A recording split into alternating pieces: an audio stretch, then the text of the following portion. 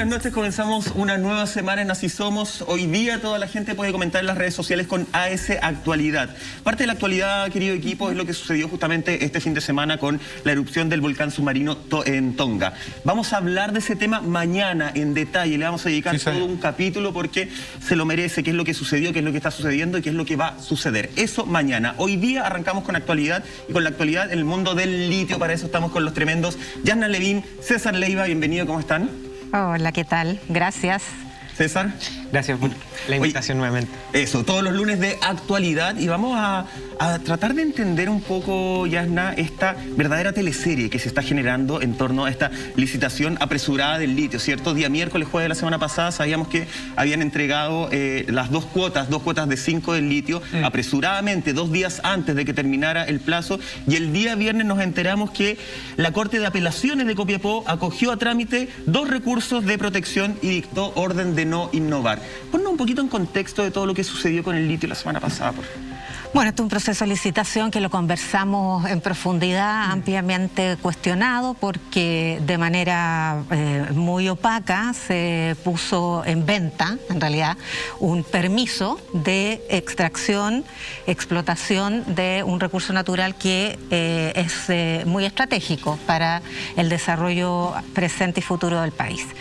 Esa licitación se auscultó, se solicitó que se suspendiera porque además se cierran los plazos, se difunde en octubre, se cierran los plazos en noviembre y se adjudica ahora.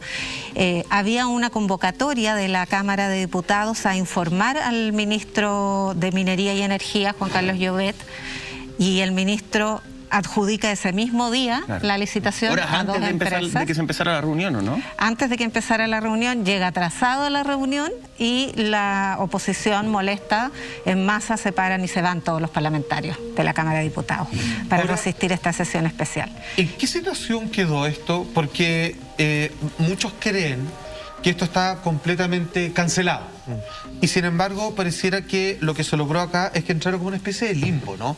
Está como en un proceso de congelamiento, de paréntesis, de suspensión, lo que significa que esto sigue corriendo bajo la posibilidad que esto vaya a suceder así. Es que el recurso, o ya está zanjado. El recurso de protección no se ha resuelto en el fondo. Lo que se tomó es una medida transitoria, que es paralicemos esto, como está en desarrollo y cada paso es definitivo, paralicemos esto, que es la llamada orden de no innovar, a la espera de resolver sobre el fondo. ¿Y cuál es el fondo del recurso de protección? Que es lo más importante a mi modo de ver, es que se transgrede la igualdad ante la ley, sobre todo de los pueblos originarios, porque no se respeta el artículo 169 de la OIT, que es un convenio internacional que obliga a los estados a hacer consultas indígenas frente a situaciones que afectan a los pueblos originarios. En el caso del litio es evidente porque está en territorio de los atacameños. El recurso lo presentó una comunidad de Collas y atacameños. Sí, en conjunto también con el gobernador de Atacama. Esto fue presentado el día 11 de enero. Y la verdad es que esto abre un debate bien amplio, porque el mismo ministro Llobet decía que se seguirá adelante y confiamos en los argumentos que se van a presentar. Ellos tienen ahora 10 días para elaborar un informe para poder defenderse ante la Corte de Apelaciones y argumentar por qué es una buena idea seguir adelante con esta licitación. Ahora él también dice, Yasna, que nunca se propuso cancelar la licitación por parte del equipo del presidente electo Gabriel Boric. El mismo Llobet dice que dentro de la misma coalición hay posturas bien distintas. Algunos llaman efectivamente a cancelar esta licitación, otros están un poco más abiertos al diálogo. De hecho, él hace referencia que ellos tuvieron una reunión, ¿cierto?, con los asesores de Boric, y ellos, más que pedir cancelar, pusieron condiciones que el ministro Llobet incorpora, diciendo que se podían ahora poner dentro de los contratos, pero que no se podían hacer mayores modificaciones por un tema de que las bases ya estaban así. Entonces, de ahora en adelante viene toda esta problemática de cómo lo va a enfrentar también Gabriel Boric, y si finalmente estas 3 condiciones que se incorporaron, que tenían que ver con adjudicar a 2 empresas y no a 5, a que parte de los fondos se iban a ir a investigación y desarrollo y también a las comunidades ciertos locales, y también construir esta mesa transversal política para poder ver este tema a largo plazo. Pero repasemos un poquito cómo se genera también toda esta licitación, porque las bases las compraron más de 70 empresas, ¿cierto? Y finalmente de estas empresas fueron 8 las que pusieron como propuestas concretas, claro. Finalmente quedan 5, y de esas 5, según lo que entendemos en este diálogo que se tuvo con los asesores de Boric, fue elegir solamente a 2 y dejar las otras 3, no sé si pendiente o definitivamente afuera. Claro, 2 cuotas que serían estas 160.000 toneladas. La empresa, perdón, son Operaciones Mineras Norte de Chile. Ajá. Y la empresa VID Chile S.A., que la gente lo entienda, que es China. Que si se llama VID, yo supongo que no es casual, yo creo que tiene que ver con la empresa automotriz, que lleva la misma marca. Es la que trae los buses exactamente. Este es un gran aval que tienen ellos, como que se defienden que han aportado mucho a la electromovilidad justamente, y que es lo que quieren hacer con el litio. Tiene que ver un poco por ahí como la defensa de por qué licitaron. No me deja llamar la atención, digamos, cómo han cargado la mano los chinos, digamos, este gobierno en particular. Yo no sé si es su salida de escape. Lo planteo así, digamos. ¿Cómo han favorecido a los chinos o los han perjudicado? Exacto, como han favorecido, sí creo. Bueno, China es nuestro principal socio comercial, ojo, antes que Estados Unidos. El primero es China, el segundo es Estados Unidos. Que es curioso, perdón, es un gran mercado. Ver con qué país hacemos negocio si estamos postulando por un Chile que obviamente cuestiona a cualquier amigo que pasa a llevar los derechos constitucionales y derechos humanos. O sea, no es menor, digamos, el tema. ¿Con quién nos asociamos? ¿Quiénes son nuestros amigos? Es que cuando manda el bolsillo, los derechos humanos pasan a segundo plano en materia de relaciones exteriores. Y además este es un gobierno que no se ha preocupado principalmente de los derechos humanos. Claro, partamos por casa. No es como su bandera de lucha. César, hablaba Monte un poco de lo que se conversó en esta mesa de diálogo, ¿cierto?, con parte del gobierno entrante, del presidente electo Gabriel Boric. Con eso, de alguna forma, se trataba de, cuando este actual gobierno dice, perfecto, nosotros vamos a hacer eso, en lugar de adjudicar 7 cuotas, vamos a adjudicar 2. Ya, check para arriba porque lo cumplieron. Vamos a hacer parte de los recursos que fueron justamente las comunidades de investigación y desarrollo. También lo hacemos. Es una forma de tratar de aunar criterios, de llevar la fiesta en paz, de poder tener este permiso, este check de parte del próximo gobierno para la licitación del litio. Sí, acá yo creo que hay que partir de la premisa de que estamos frente a un hecho inédito que obviamente tiene que ver con un cambio de gobierno, en donde la licitación se hace a puertas a este cambio de gobierno. Ahora no es primera vez que un gobierno hace una acción en el último momento, en el último periodo, pensemos... Del lado que sea. Sí, en el caso de la expresidenta Bachelet, la propuesta de nueva constitución se hace en el último momento y obviamente está después desechada por el gobierno que entra. Entonces también es algo que ha pasado previamente. El caso particular del litio obviamente tiene una relevancia para el gobierno que entra mucho más grande que lo que era la constitución para el gobierno de Piñera. ¿Por qué? Porque proponen, por ejemplo, una empresa nacional del litio y darle valor agregado al litio. Claro. Entonces es de interés total para el presidente electo que esto pueda salir de la mejor manera posible. Ahora, eran 2 puntos cruciales que se estaban transando, que era inversión en I+D, en investigación y desarrollo, y que se le diera un valor local. Lo que dice Llobet es que esto finalmente se cede, claro, y se propone que se van a incorporar luego las bases de ejecución de la licitación, porque las bases iniciales no se pueden modificar si ya finalmente estas bases cursaron, las empresas presentaron sus propuestas y lo que se hace es modificar esto a posteriori. ¿Y eso se puede hacer? Sí, o sea, lo que puede pasar ahora es que alguna de las empresas que participa del proceso presente un recurso de protección, que entiendo que una de las empresas iba a hacerlo porque había modificaciones en los montos de lo que debían invertir, por ejemplo, en investigación, porque también había una parte de eso. Entonces, una de las empresas... aumenta. Claro, hubo una variación de precio en la oferta mínima y eso hace que haya diferencias de competitividad. Entonces, una de las empresas también había planteado que iba a presentar un recurso de protección. En paralelo a este recurso de protección que se presenta, que, como bien decía Yasna, tiene una orden de no innovar. Eso significa que congelemos esto hasta que se resuelva la Corte de Apelaciones puede fallar a favor o en contra, y esto después escala a la Corte Suprema. O sea, esto tiene para rato. ¿Y cuánto debería durar ese proceso de esta orden de no innovar, pensando en que el 11 de marzo justamente entra el próximo gobierno? La Corte de Apelaciones yo creo que es un trámite rápido. Si el problema es cuando esto escala después a la Corte Suprema, porque de parte o parte lo van a apelar. Estos son estos típicos conflictos que sabe uno que termina escalando a la Corte Suprema. Claro. Ahora, podría evitarse esto si se llega a un acuerdo previo y una de las dos partes decide no ir a una instancia superior judicial. Ahora, estos amarres que hacen por 3 décadas, 30 años.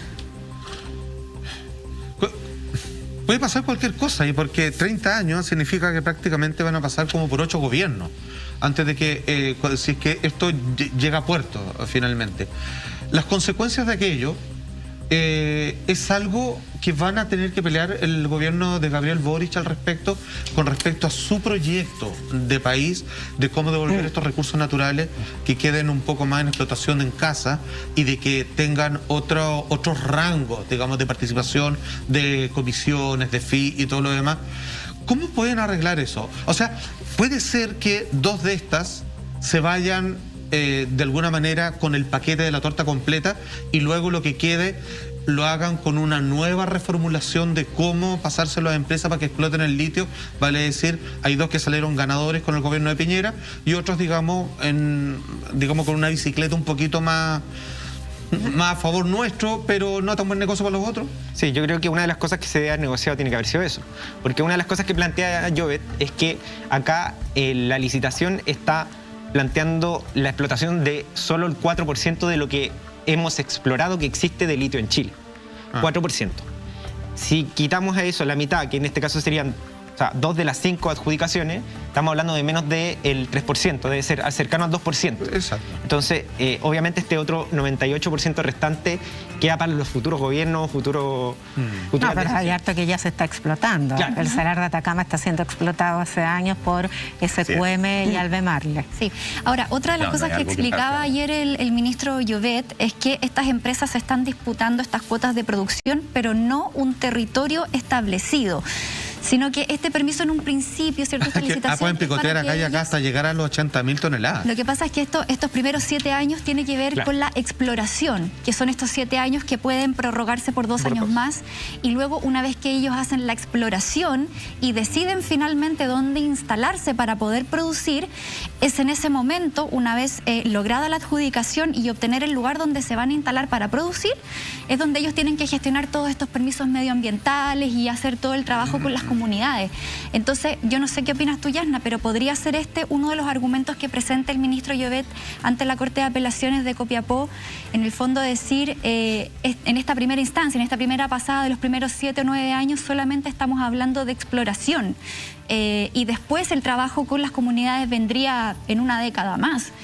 Por ahí podría sacarse este tema que se le está reclamando, por ejemplo, el mismo gobernador de Atacama, en donde dice que no se le ha tomado participación ni se ha tomado la opinión de las comunidades locales.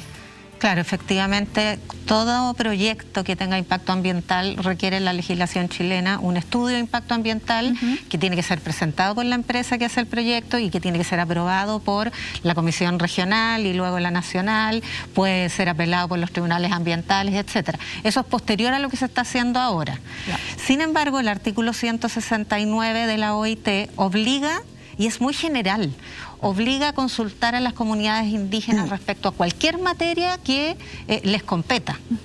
Y en este caso ellos viven ahí, no fueron consultados ni respecto a las bases, ni respecto a los plazos, ni respecto de los contratos, por supuesto, etcétera. Entonces, es bastante interpretable y ahí cada abogado va a utilizar la ley para una interpretación en favor de su cliente. Y es muy amplio también, porque lo que ayer decía el ministro Llobet en Mesa Central, que no hay un cuadrante, no hay límites hoy día. Bueno, lo que dice el recurso... Entonces, es como un espacio muy abierto hoy día. Claro, porque hay que explorar, no sabemos exactamente dónde está. Y lo que dice el recurso de protección de la comunidad Coya, PAI-OTE, es que la licitación no tiene límite geográfico dentro del territorio de Chile y por ende puede afectar a algunos de los salares del territorio donde ellos viven, que es el Maricunda. Ellos son una comunidad ganadera, caprina, agricultores, De hecho, el ganado caprino es hasta cierto punto nómade, ¿no? Y entonces les impondrían un modo de vida minero que no es el que tienen, ¿no? Ahora, efectivamente, eso se puede resolver antes de la licitación o se puede resolver como parte del contrato una vez que se inicie la explotación. Ahora, antes de eso, yo quiero decir que, en mi opinión, los tiempos que esto va a tomar, porque son 3 recursos de protección, los 2 que se acogieron y hay otros en Santiago, además del debate político con el gobierno entrante. Claro. Respecto a los recursos de protección, los plazos pueden ser bastante extensos. No creo que la Corte aquí quiera apresurarse. Y además son distintos y son apelables, como explica bien César. De tal manera que yo creo que esto definitivamente pasó para el próximo gobierno. Y lo más probable, porque el acto jurídico de adjudicación no está consumado en la medida en que la Contraloría, y César nos puede explicar más, la Contraloría tiene que hacer toma de razón de este acto de adjudicación, y después de la adjudicación viene el contrato. Entonces el compromiso que supuestamente tomó la autoridad del gobierno saliente con el futuro gobierno es que en los contratos, vale decir, ya, yo te entrego a ti este permiso de operaciones especiales para explorar y explotar litio, a ti BID, a ti Mineral Norte. Pero te pido que ahí se pedían 3 cosas. Primero, hay alguna retribución a las comunidades indígenas. Segundo, destines parte de tus ganancias a hacer investigación y desarrollo en las universidades. Y tercero, le agregues valor, o sea, constituyes algún tipo de industria.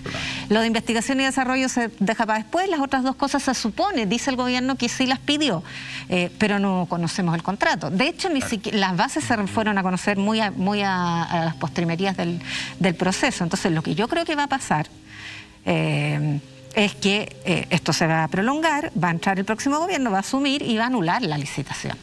Ahora, esto no es inocuo, esto tiene efectos jurídicos porque además eso es una licitación internacional, nacional e internacional. ¿Qué significa, Yasna, si se anula esta licitación? Porque ya lo estabas diciendo tú, que es muy probable que esto pase al próximo gobierno.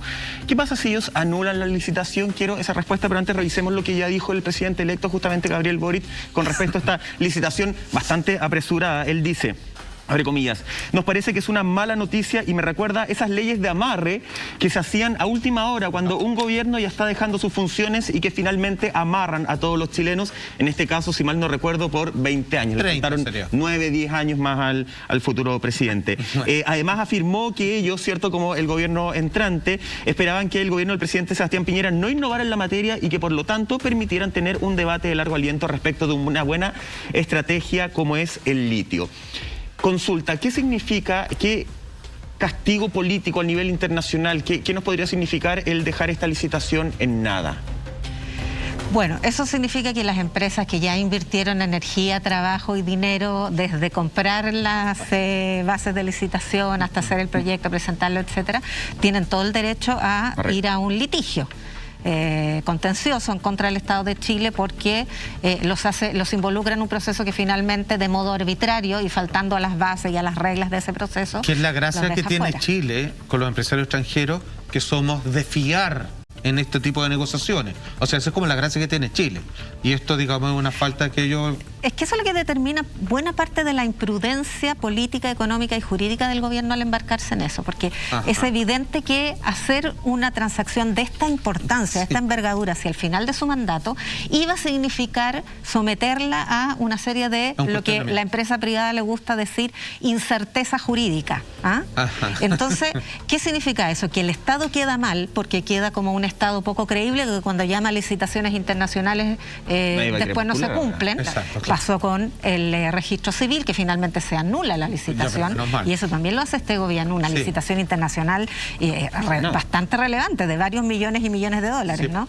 Y aquí va a pasar lo mismo. Entonces, eso va a tener efectos para el Estado de Chile en imagen, en credibilidad y probablemente pecuniaria, porque nos van a demandar.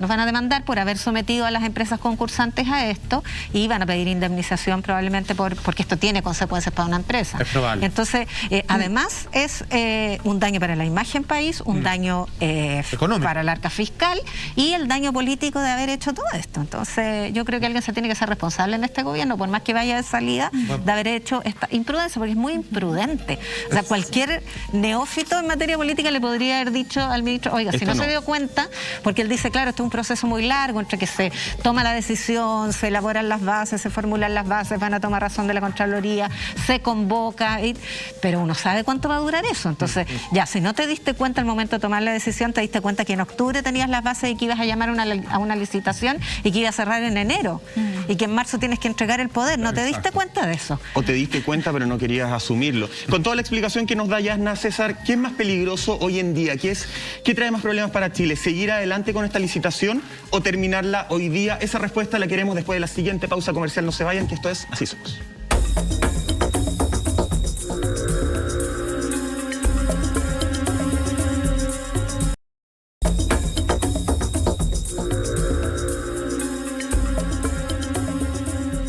Ya estamos de regreso en Así Somos. Recuerden que ustedes pueden aportar esta conversación comentando con AS Actualidad en las redes sociales. Estamos hablando de esta licitación bastante apresurada, ya no entre comillas, apresurada de frentón del litio, justamente luego de que la Corte de Apelaciones de Copiapó acogiera a trámite 2 recursos de protección y dictara orden de no innovar. César, ¿qué trae más conflictos para Chile? ¿Seguir adelante con esta licitación con ciertos arreglos, ciertas normas que le podría incluir el próximo gobierno del presidente electo Gabriel Boric, o terminar de lleno y dejar en nada este proceso? Es compleja la pregunta porque evidentemente todo es malo. Cualquiera de los escenarios genera algún tipo de perjuicio. En el caso de anular la licitación, dependiendo de las bases, por eso era tanta la insistencia de los diputados y senadores de ver las bases de licitación, existen cierto tipo de indemnizaciones si es que se cancelan, y en el caso inverso, en que la empresa no cumple con su contrato, tiene que pagarle al Estado cierto tipo de multas. Entonces, en ese sentido, como no sabemos qué está en juego acá, primero, obviamente se arriesga que el Estado pierda plata por tener que indemnizar a esta empresa o porque la empresa lisa y llanamente demanden al Estado de Chile. Además de eso, genera problemas con la relación internacional con los países de donde dependen, obviamente, estas empresas. Eso pasó ya con China, cuando el embajador, obviamente, se descoloca con la anulación de la licitación, porque dice, ¿cómo no revisaron antes todo lo que debían revisar en el proceso? Entonces puede generar problemas jurídicos, económicos, y en este caso de relaciones internacionales, y interna y externamente. O sea, políticamente estamos hablando de un conflicto entre un gobierno saliente y un gobierno entrante, y con obviamente los países en los que las empresas tienen domicilio original.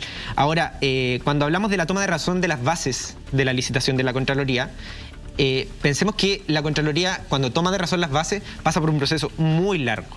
Pensemos en las bases del Transantiago, que se rechazaron varias veces. Se revisaban, se volvían al Ministerio de Transporte, se volvían a la Contraloría, y iba un pimponeo. En este caso, cuando se toma de razón, que fue en octubre del 2021, también pasa por un proceso largo. Por tanto, yo creo que para que esas bases de licitación se hayan tomado de razón, deben estar correctas a nivel jurídico. Perfecto. No quiere decir que a nivel político estén erradas. Por tanto, yo creo que el camino más fácil en este caso es una solución política más que judicial o administrativa en este sentido. Yo creo que aquí se va a solucionar, obviamente, con diálogo, y creo que una buena solución es, ya, de las 5 cuotas se entregan 2, o sea, adjudicamos la licitación, y las otras 3 las licitará el próximo gobierno. Claro. Pero eso ya se resolvió. Claro, o sea, eso es lo que se resolvió así, de esa forma, ¿no? No, sí, o sea, nunca hubo acuerdo con el gobierno entrante. Esto fue una imposición del gobierno saliente. El gobierno entrante le pidió suspenda o postergue. Claro. El gobierno saliente dijo no se puede postergar porque estaríamos incumpliendo las reglas del proceso. Así que lo que vamos a hacer es incorporar lo que ustedes nos piden. ¿Qué es licitar 2 cuotas y no 5? No pidieron eso tampoco. Pidieron que hubiera compensación. No, ellos además, así como aporte propio, no vamos a licitar todo lo que pusimos en licitación. Pero no fue lo que solicitó. Si lo que solicitó la hoy oposición gobierno entrante es que esto no se hiciera, esto se suspendiera. Ahora, eso es la versión que dice digamos, la oposición. Claro, o sea, porque la versión del gobierno es que nunca pidieron eso. Pues, es que hay una minuta. Claro, está escrito. La versión de Llobet es, aquí llegamos a un acuerdo. Exacto. Y esto lo desdice también en el comando de Boric. Sí. Y ahí se produce la disputa de quién tiene la razón. Espérame, ¿y esa minuta, Yasna, perdón, es pública? Sí, trascendió en el mostrador, la publicaron porque fue una minuta que mandó el comando de Boric. Las 3 personas que fueron a reunirse con Llobet fueron Will Kraft, el asesor de minería, Diego Pardo, que es uno de los asesores programáticos económicos, e Isquia Siches. Se reunieron y después ellos mandaron una minuta al Ministerio de Minería con los apuntes de aquello que se habría conversado. Y en esa minuta dice claramente que se pide postergar con el fin de incorporar cuestiones como la consulta y la compensación a las comunidades afectadas y establecer más compensaciones también de desarrollo.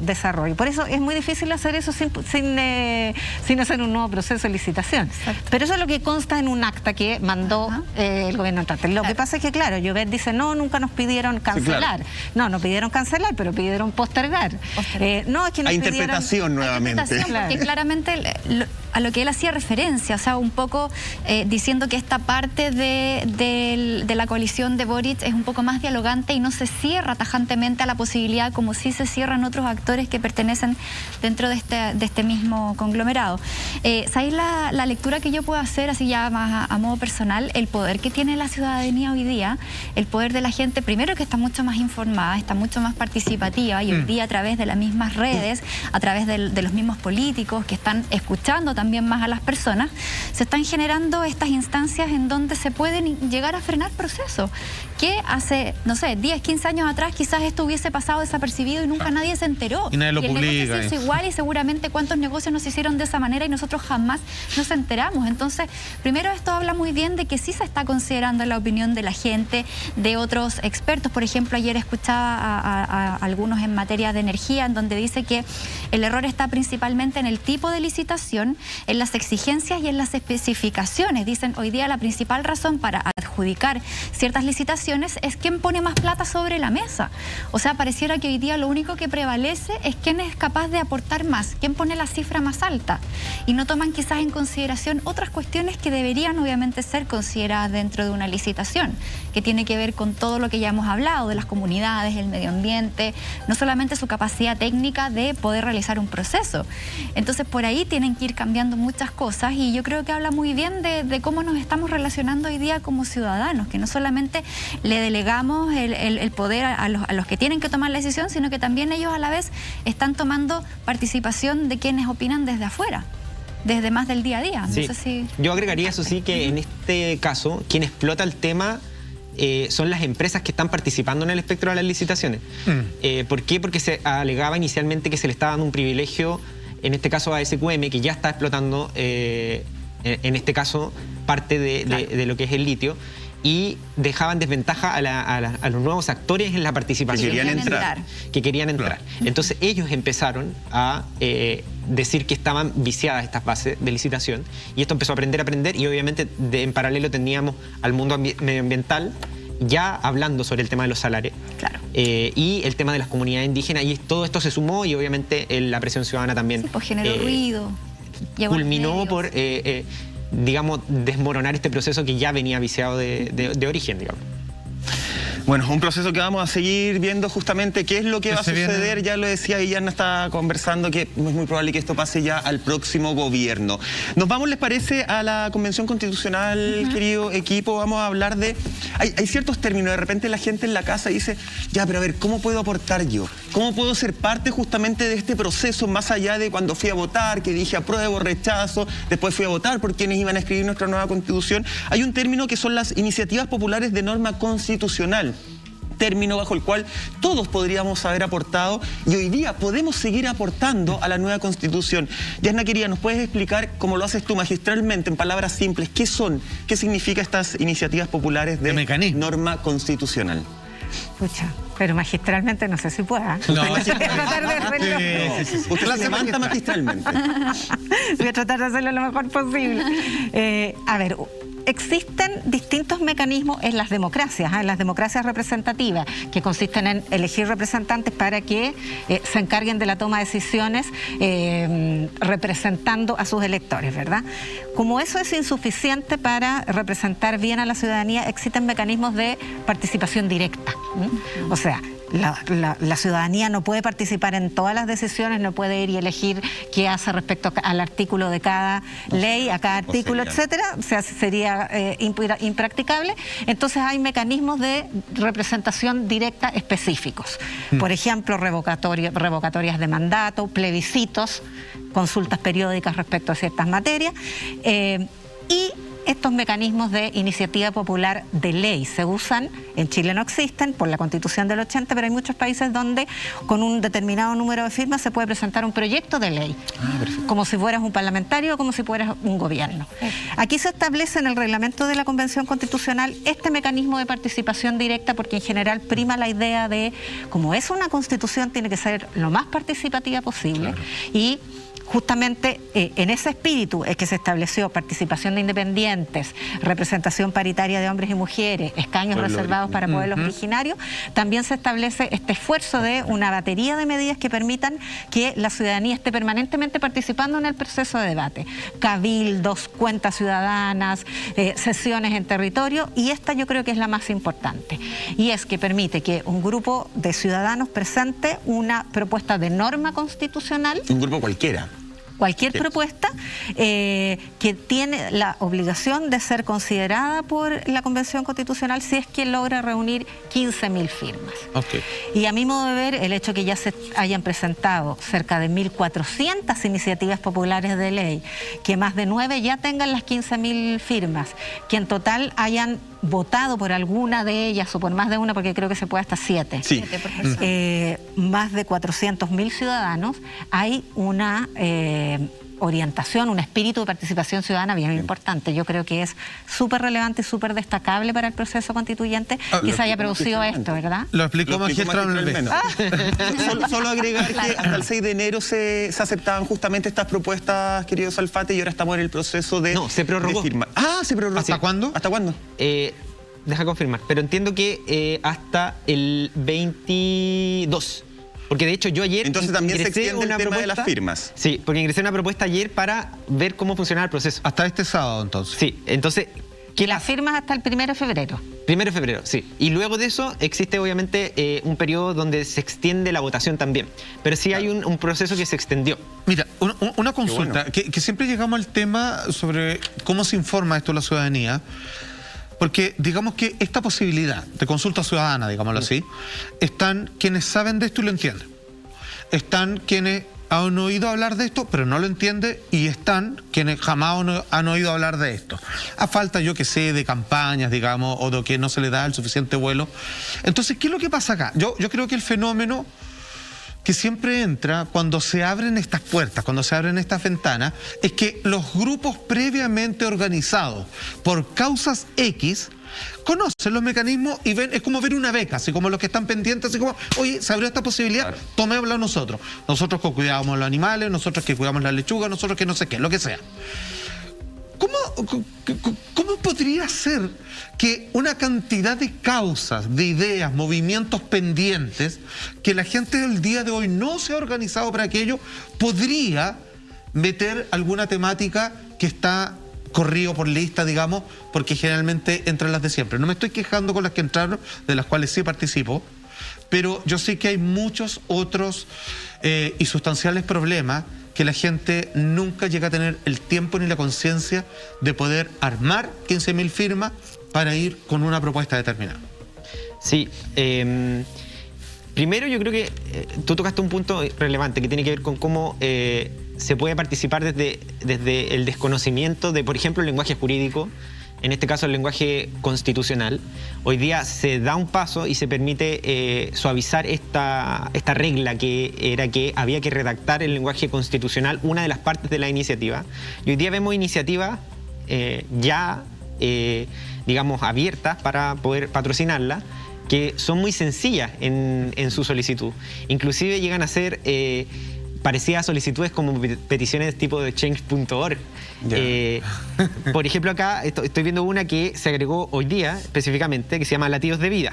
Dice, problema a solucionar, brindar protección al que está por nacer.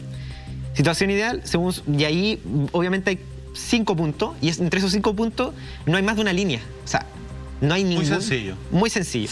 Y la propuesta del articulado dice, todo ser en vientre materno con latidos corporales será considerado una persona y tendrá plenos derechos a la protección de su vida. O sea, eso no es un lenguaje jurídico. No, Claro. César, para entender bien y para que la gente entienda, porque tú acabas de decir que entonces se extendió el plazo. Sí. O sea, hoy día la gente que se está enterando de esto, Monty, puede y tiene una iniciativa que quiere que se discuta en la Convención Constitucional, porque no significa que alcanzando las 15.000 firmas Ya va a está. estar parte del escrito, se va a llegar a discutir. Ya, yo me junto como grupo, con el grupo Así Somos y Claro. queremos poner una idea en la convención. Con los seguidores de redes sociales, ponte tú. Por ejemplo, Así, ya. claro que haya un- ¿Qué es lo que hago? Yo hoy día no necesito entonces un abogado constitucional que me redacte este proceso. Lo puedo hacer yo. Al principio se necesitaba ese lenguaje jurídico. O sea, había una parte en que te decía redacte la norma cómo debiera estar escrita en la Constitución. Ah. Y esa era la piedra en el zapato. De hecho, ayer cuando estaba ingresando le dije, Sí, claro. chuta, no, que quizás no sea lo suficientemente constitucionalista para escribir esto. Traté de hacerlo lo más parecido posible a ¿Pero lo que eso yo... sigue ahora? No, porque por ejemplo la propuesta que yo te estaba revisando fue publicada hoy día. Claro. Y Entonces, en ese lenguaje. En ese lenguaje. El 20 de enero es la fecha que se corre, o sea, quedan 3 días más para poder ingresar las propuestas. Y se vota hasta el 1 de febrero. Claro, hasta el 1 de febrero. Claro, es que... ¿Nos faltó una campañita, perdón? Es que eso, para Para informar eso todo el quiero decir, rato. porque al final estas propuestas que en un principio se exigía ocupar un lenguaje técnico, constitucional, que manejan solo los abogados, solamente pone barreras para que la gente tome la decisión de plantear una iniciativa, porque al final la pega, esa ponen pega el de freno la al tiro, redacción porque- técnica la tienen que hacer después, y lo importante es recoger la idea que tenga un grupo de personas. Ahora, ¿cómo podemos participar nosotros? Porque en mi caso, por ejemplo, dentro de un grupo de WhatsApp de amigas que tengo, una amiga que es como un poco más activista en el tema político nos empezó a mandar unos links y dice, ya, votemos por esta, apoyemos esta. En lo personal, por ejemplo, yo voté por la de sujetos no objetos, que tiene que ver con el derecho a la naturaleza y la vida no humana. Y lo hice solamente para, bueno, además de apoyar obviamente, pero me refiero a que lo hice inmediatamente para ver cómo era el proceso y cuán complejo era o no. Entonces, claro, en mi caso me llegó el link directo. Yo pinché, me metí y claramente uno tiene que ingresar con su clave única. Sí. Y ahí uno le da el voto y tú patrocinas con tu firma. De ahí después te van apareciendo todas las otras que están y uno tiene que ir más o menos ahí investigando. Pero para muchas personas quizás es un proceso complejo o lo perciben como complejo. Entonces, en materia comunicacional, ¿cómo lo evalúas tú, César? ¿Cómo lo están haciendo en este momento para motivar a la gente? Mira, ahí está el tutorial que Para estamos tirando. incentivarlos a que se impregnen de esta instancia participativa, porque yo te aseguro que después no va a faltar los grupos que van a decir, ah, no, esta cuestión la escribieron, no le preguntaron Entre nada a cuatro nadie, paredes. Claro. esto nunca se supo, Pero yo hicieron lo que sumo- quisieron.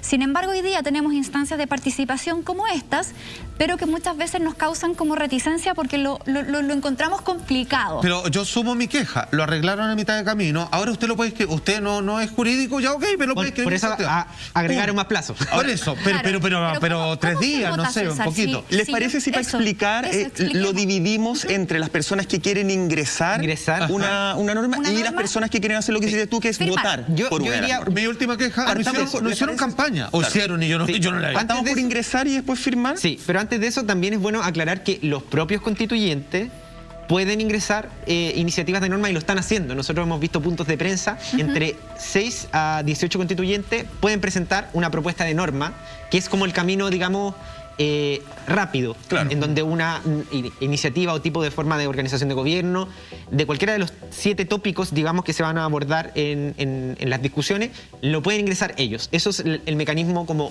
oficial. Cuando se estaba discutiendo el reglamento, por eso era tan importante que el reglamento se discutiera con el tiempo y, digamos, con la mesura que correspondiera, se planteó la iniciativa popular de norma y entonces les dan el espacio a las personas para presentar. Puede ser una persona individual o un colectivo, una organización social, etc. O sea, Salfate, puedes presentar tu propia iniciativa Como Juan Andrés. con tu clave única y nada más. O sea, un paréntesis para acotar lo que dice Sí. César. Esto es un complemento participativo del proceso constituyente. Uno más. Nosotros elegimos constituyentes para que ellos escriban la Constitución y ellos están ya presentando. De hecho, hay comisiones como la del sistema político que cerró la presentación de normas de ley Porque ya el están a tope. sábado. Ya. La segunda, la Comisión de Principios Constitucionales, también cerró. Ellos ya están votando las normas, ¿no? A la espera de que lleguen también Claro. las normas populares. Pero esto es un complemento. Exacto. La pega central la están haciendo los constituyentes, pero el complemento participativo para profundizar la democracia es esta presentación de iniciativas Que populares. se agradece. El cabildo también es una forma de participación que también está. Ajá. Y hay una participación individual que es en abril. Pero no nos enredemos. Pero César, mira, uno está con el ejemplo de Juan Andrés Alfate. Por ejemplo, Juan Andrés quiere plantear la norma de que, voy a meterme en tu cabeza, maestro, de que exista un monto destinado para el estudio de los objetos voladores no identificados, por ejemplo. ¿Ya? Que sea discusión. ¿Cómo lo hace Juan Andrés Alfate? Se mete a la plataforma, se llama plataforma.chileconvención.cl. Ya. Y ahí gigante sale ingresar tu iniciativa. Perfecto. O abajo te salen todas las iniciativas con un buscador y salen con los buscadores, digamos, como para escribir el texto donde yo quiero buscar una palabra clave, o buscarlas por tópicos, es decir, derechos fundamentales, forma de gobierno, etcétera. Salud, etcétera. Entonces, ahí ya en la plataforma, en la primera entrada, tienes un mecanismo de ingreso de una propuesta nueva o un mecanismo de votación. Sí, bien fácil. Que no es excluyente, tú puedes crear tu norma y patrocinar otra. Entonces, Alfate entra y le empiezan a hacer una serie de preguntas. Primero, preguntas de él como persona. Si pertenece a algún tipo de pueblo originario, si pertenece a las diversidades sexuales, su rango etario, su género, de dónde viene, para tener, digamos, un catastro. Imagino que para eso lo hacen, para tener un catastro de quiénes son las personas que están presentando, digamos, las propuestas.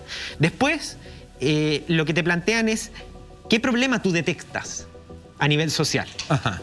Cuando te plantean eso, te dicen redáctalo, te dan hasta 2000 caracteres. Perfecto. Y son 5 preguntas que parten con eso. ¿Qué problema detectas? Perfecto. ¿Qué solución se le va a dar con tu propuesta? Ajá. ¿Cuál es la propuesta que debiera estar en el texto constitucional? Y obviamente después te piden un par de características más de detalle de la propuesta. Ok, perfecto. Entonces es, en cierto modo, sencillo si es que uno tiene clara su propuesta. Claro. Mi recomendación es que abran un Word, redacten primero su iniciativa completa. O, antes que eso, busquen primero si una iniciativa que ustedes creen que ya van a presentar ya está. Porque exacto, ¿qué ha pasado? Se echó a correr. Hay 6 iniciativas, 7 iniciativas que hablan de lo mismo. Igual.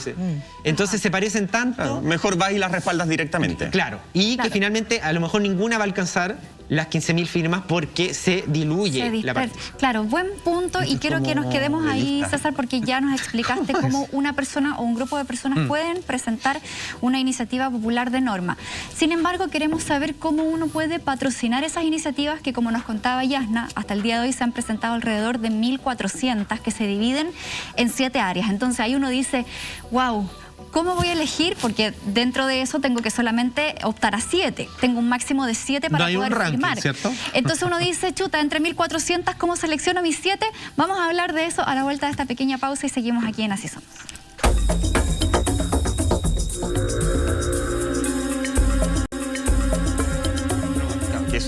Exacto, que ya está en la máquina. Estamos de regreso en esta madrugada, día martes, haciendo actualidad junto a Yasna Levín, junto a César Leiva también. Muchas gracias por estar con nosotros y a esta hora además. Estábamos antes del corte, César, hablando de estas iniciativas justamente populares de norma constitucional, y nos ibas a explicar cómo puede la gente que está viendo ahora Así Somos, cómo pueden patrocinar, cómo pueden poner su firma en un máximo de 7 proyectos, 7 normas. Iniciativas. Sí. Quiero decir que la plataforma es muy amigable. Eso es algo positivo. La estamos viendo de hecho en pantalla ahora. Mira, paso a paso. Bien valorable. Entonces, nosotros entramos con la clave única. ¿Cuál es el sitio? ¿Cuál es la página en donde uno tiene que entrar? Partamos desde ahí. Iniciativas.chileconvención.cl. Ahí ingresamos. Y ahí está, ahí lo estamos viendo. Entramos con la clave única. Perfecto. La otra opción de ingreso es con la cédula de identidad, que también lo permite. Claro. Pero en general se subentiende que después de todo el proceso de pandemia, la mayoría de las personas tiene clave única. Sí. Obviamente no debiera ser un excluyente, por lo mismo se pone la otra opción. Aunque esté en manos de Amazon, pero bueno, eso Da lo mismo. Ingresamos con la clave única Ya a esta y altura. dentro de la plataforma, como les decía, existen 2 opciones. ¿Ya? Una es ingresar una nueva iniciativa, que aparece gigante al comienzo. Ajá. Ingresa tu iniciativa. Ahí hay que ir a Iniciativa Popular de Norma. La primera. El primer primera a la izquierda. Estamos haciendo el proceso para patrocinar. Ya, que va bien. Aquí, va fácil. el primero de los banners que ven ahí arriba dice ingresar iniciativa. Si no veo mal, creo que dice eso. Acá somos todos pitis, César. Sí. Y abajo aparece un buscador y luego aparecen las categorizaciones de las comisiones o digamos, los tópicos que se van a abordar en esas comisiones. En el buscador uno ya debiera ver si lo que uno propone ya está, por ejemplo. Exacto. Por ejemplo, si tú crees la palabra ahí, animales, te van a aparecer un montón. Las iniciativas que van en torno al mundo de los animales. El mundo de los animales. Entonces, por ejemplo, acá hay una que es relativamente nueva, dice animales en la Constitución, hay otra que dice animales no son muebles. Te dan el espacio para poner un nombre bien marquetero, que es el título. Ajá. Es como, ese es el espacio donde tú puedes convencer a las personas. Y lo demás es ya más bien el contenido de fondo. Entonces, ahí nosotros vemos una serie de iniciativas. Mi sugerencia para las personas que quieren ingresar una es que pongan un nombre atractivo y que, por cierto, revisen que no exista ya una norma similar. Y ahí uno ingresa, podemos elegir ahí cualquiera. A ver, pinchemos. Ahí estamos pinchando una, más Fin allá al del fuero nombre. parlamentario. Ya, y ahí se desglosa. Claro, fin al fuero parlamentario. Y te explica de qué se trata la iniciativa, Claro. ¿cierto? Sí. En este caso, como ustedes pueden ver, a grandes rasgos lo que está proponiendo es poner fin a algo que ya existe, que para esta persona es un problema, que es el fuero parlamentario. Por tanto, cuando le preguntan cuál es el problema a solucionar, es que los parlamentarios tienen fuero, por tanto no pueden ser procesados mientras estén en ejercicio de su cargo. Claro. Ahí la persona habrá o tendrá sus argumentos de por qué quiere eso. Y obviamente si tú estás de acuerdo con esa iniciativa, vas y en el botoncito verde que está a la derecha, le ponemos Ahí lo estamos apoyar. viendo. Perfecto. Ahí. Ajá. Ahí se pincha y ahí tú... Y Ahí estamos, ¿no? sí, y ahí ingresamos, obviamente cuando le pones apoyar, te permite, si ya estás logueado, obviamente patrocinar la iniciativa. Claro. Tiene un límite de patrocinio. Ya, no no, puedes no vamos a presionar el apoyar acá porque tendríamos que leerla bien, entender efectivamente, Claro. no van a andar apoyando por apoyar iniciativas si no las Entonces, hemos revisado. Una de las Por eso vamos a llegar características hasta ahí. Muy es bien. que en los detalles aparece quién presenta la propuesta. Ya. Perfecto. Por ejemplo, esta final fuera para la de los animales en la Constitución es presentada por Viva el Campo, Chile y su Cultura. Es una organización. ¿Todos pueden presentar iniciativas? Sí, cualquier organización que obviamente tenga un interés de participación. De hecho, hay varias organizaciones gremiales que han presentado Seguro, pues, claro. y personas individuales. Por ejemplo, Con derecho a voto. Ana María Gamuri presentó una iniciativa Ahí siendo está diputada electa. en la que yo participé hace muchos años junto con Monty, si mal no recuerdo, en esta campaña con respecto a los animales. Sí, ahí estamos viendo la campaña de No Son Muebles, que se refiere a los animales, y ahí uno puede poner apoyar esta campaña, esta iniciativa, y es súper rápido porque una vez logueado, una vez que uno entra con su root y su clave única, te vas a la iniciativa, la lees claramente, si estás conforme, estás de acuerdo, le pones apoyar y con eso ya estás. Y lleva bastantes Recordemos años que y ahora tiene la máximo posibilidad de de 7. ingresar. Máximo de 7, Exacto. claro. Son Hay un 7 máximo de 7 por cartas que te persona. puedes jugar para apoyar. Sí, sí. Y después te permite compartirla en las redes sociales. Por eso yo decía que igual es un poco amigable en función a otras plataformas que hemos Solo visto. como curiosidad lo pregunto, si uno se pone a buscar, ¿uno encuentra cosas medias raras? Sí, Así como completamente. muerta a los nazis, no sé. No, pero había cosas bien Bizarras. pocas. Ayer encontré unas muy freak. Y aparte de eso, hay muchas que uno entiende que son materia de ley, que evidentemente no debieran estar en la Constitución. Por eso hay que entender que esto en el fondo son, Yasna, son propuestas, son iniciativas, no significa Claro. que alcanzando las 15.000 Un día deberíamos firmas revisarla van más a estar, simpática. claro, van a estar a fuego ahí en la nueva Constitución. Claro. Tú hablabas antes de lo importante por la cantidad de iniciativas que habían llegado. Esto de alguna forma nos abre a nivel social una arista de decir, oye, la gente sí está pendiente, ya pasamos esta generación del no estoy ni ahí, no me interesa absolutamente nada, sí estoy pendiente de lo que está pasando en mi país ahora y de lo que va a pasar a futuro principalmente. Bueno, yo creo que ese sentir ciudadano se viene constatando desde 2011, cuando empiezan las grandes movilizaciones sociales, porque antes, durante toda la etapa de la transición y durante los 90, principios 2000, había una notoria desafección ciudadana frente a todos los procesos de toma de decisión política, que después se fue además traduciendo en la falta de legitimidad de las instituciones políticas, pero era una crítica pasiva, y de pronto eso empezó a generar movilizaciones y empezó a construirse una crítica activa, expresada en movilizaciones, en demandas, etc. Y recordemos que el proceso constitucional es el resultante de una decisión política forzada por movimientos ciudadanos masivos en la calle, con expresiones a veces violentas, otras veces muy masivas y pacíficas, pero fue una crisis institucional que se canalizó institucionalmente a través de este proceso, que hoy día está normado, está regulado, es pacífico, es reglamentado, sabemos a qué atenernos, tiene normas, tiene certezas. Claro. Y tiene niveles de participación inéditos para cualquier proceso de toma de decisión política que haya habido en la historia de Chile. Esta es la primera constitución que se dicta en democracia, para empezar. Con plebiscito de entrada, con plebiscito de salida y con todos estos mecanismos. Hay una parte del mecanismo que quiero entender bien. Cuando nosotros estamos hablando donde la gente puede colocar su voz acá, déjame poner un caso extremo. Supongamos que la UDI le dijo a Juanita, oye, pone ahí que pieza movida, pieza jugada. O sea, si es que ya hay un compromiso con una minera, no la pueden deshacer. Ya, y todos te apoyamos y ponemos 15.000 firmas. ¿Cómo pasa esto cuando las van a leer todas?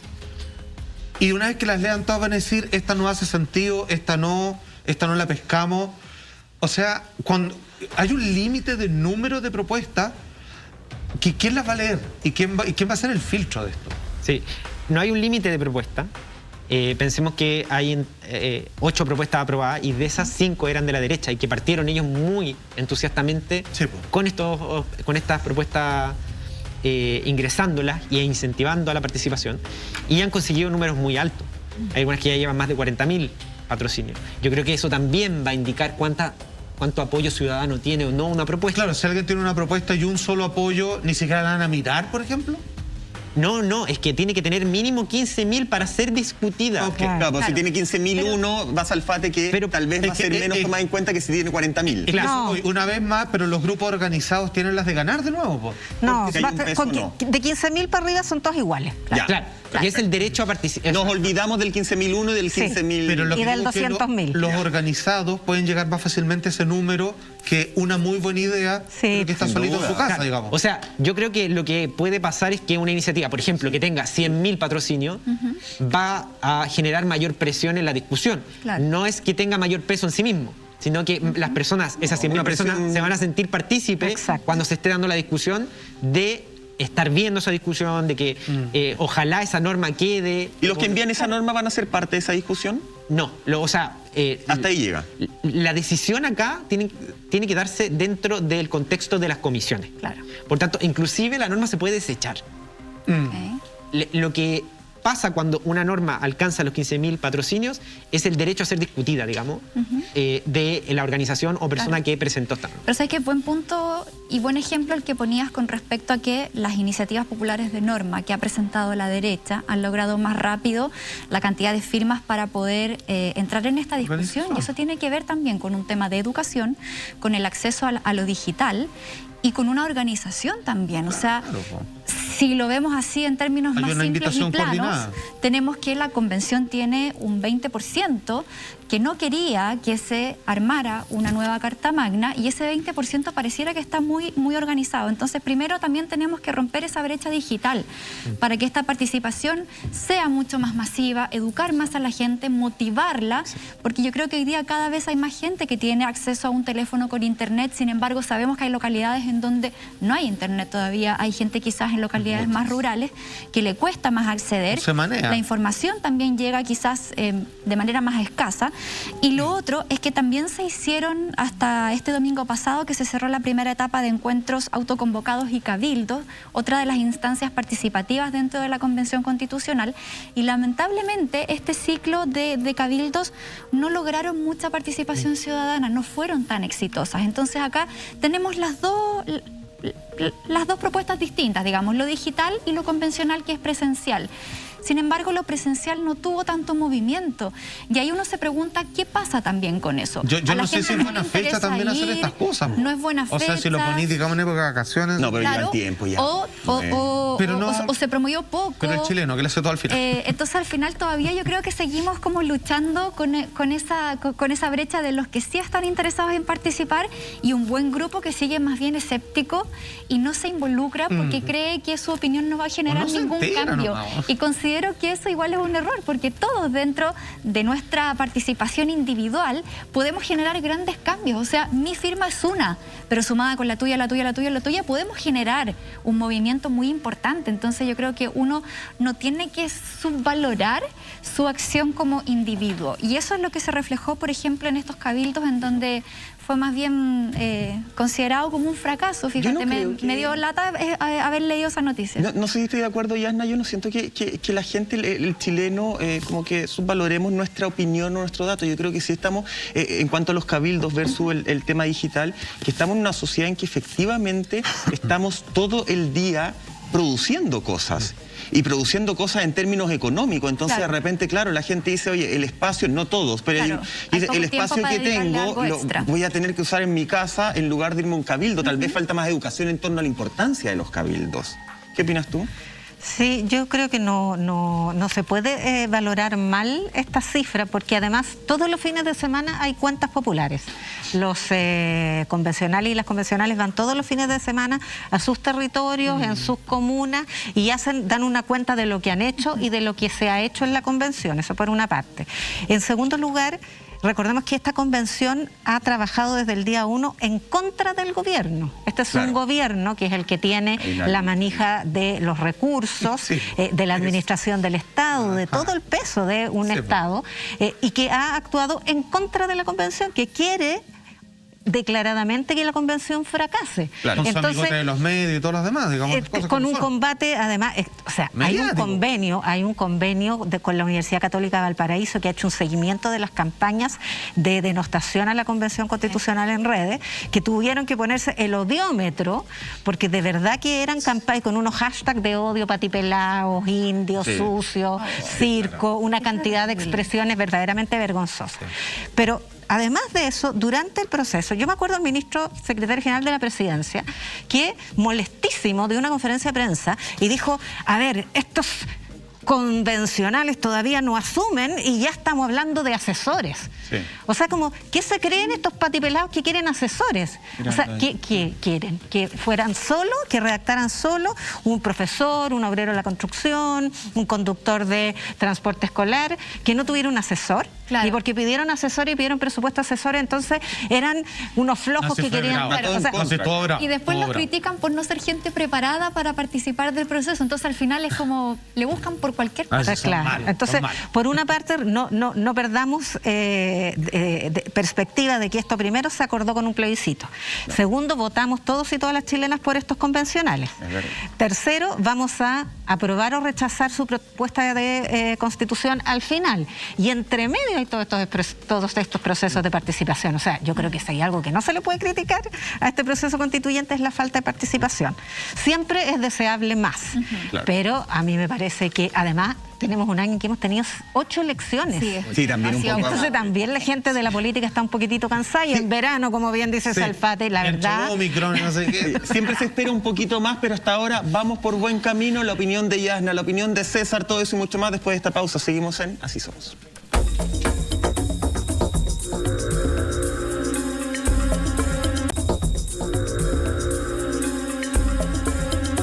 Ya estamos de regreso junto a ustedes. Seguiremos conversando junto a la periodista política Yasna Levin y también al publicista César Leiva sobre las distintas instancias de participación ciudadana que nos está presentando la Convención Constitucional. Antes de continuar con eso, atención a este consejo. Tenemos una excelente noticia. Belleza durante todo el año con los productos del Dr. Font Boté. Siempre hay tiempo para verse y con los mejores productos sentirse y verse siempre mejor. Encuéntralos a un precio muy especial en nuestra tienda .lared.cl. Ahí está entonces, como siempre, nuestra tienda, un excelente dato. Y ahora sí retomamos esta conversación que tiene que ver con las iniciativas populares de Norma y que todos nosotros a través de esta plataforma más nuestra clave única podemos apoyar hasta 7 iniciativas.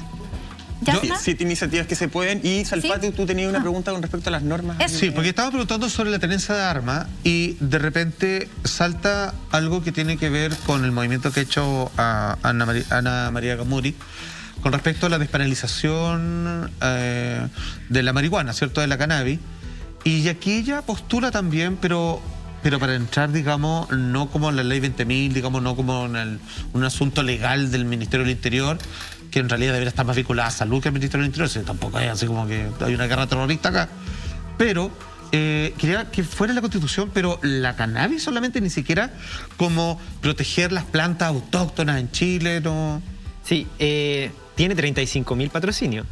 Déjame decirte que ya está, digamos, dentro de las iniciativas que... debe ser de las mejor ranqueadas. Pero sí. para entender, digamos, o sea, está bien que les guste, que es como que alguien diga Claro. así como que vuelvan los lentos, ¡wow! 80.000. No tiene nada que ver con la Constitución o algo así, ¿no? Ahora, mira, el título... Pero es que un buen ejemplo. Buena iniciativa. Yo creo que deberíamos... Hagamos esa, que vuelvan los Que lentos. no por Ponerla. popular, digamos, tiene que estar como en la Constitución. Sí, mira, dice cannabis a la Constitución ahora. Ese es el nombre, digamos, Ya, marquetero. marquetero. Por el derecho al libre desarrollo de la personalidad, la soberanía personal y el bienestar.